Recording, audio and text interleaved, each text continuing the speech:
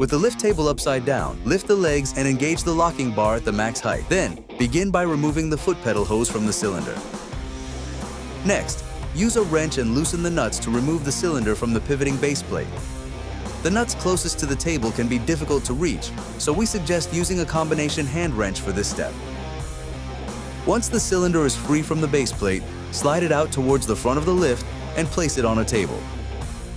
Next, use a wrench to remove the bolt that secures the piston faceplate to the piston rod, pull the faceplate out of the cylinder, and set it aside. Then, from the opposite end, remove the piston rod from the cylinder.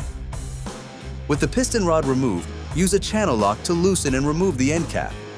Then remove the nylon bushing from the gland and set it aside. With the bushing removed, remove the rubber gasket on the gland. This will be the first seal to be replaced. Replace the small gasket, making sure that the groove side is pointing towards the interior of the cylinder. Be sure that the new gasket fits into the chamfer and that it is fully seated. Now, reinsert the plastic bushing into the gland and replace the end cap. Next, wipe away any abrasive debris from the piston rod and slide it back into place. Remove the rubber washer that sits in the bevel of the piston faceplate. If this ring is missing, check the inside of the cylinder. To replace the seal on the piston face, use a flathead screwdriver to pry it out of the channel.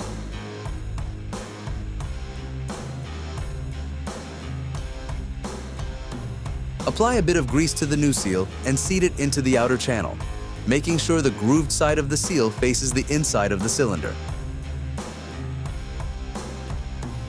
Now, place the new rubber washer into the center of the piston face.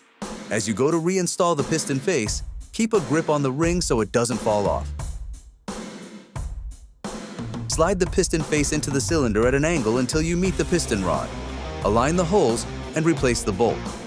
Once the bolt is partially threaded, you can tap the piston face with the end of a hammer to ensure it is flush with the piston rod.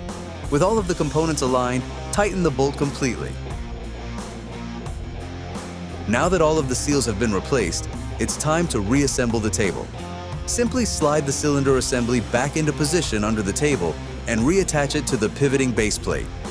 This is most easily done with the piston rod deployed about halfway.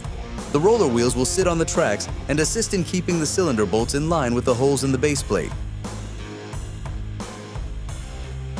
Once all of the bolts are tightened, the seal replacement is complete. Reattach the foot pedal hose and you've completed the process.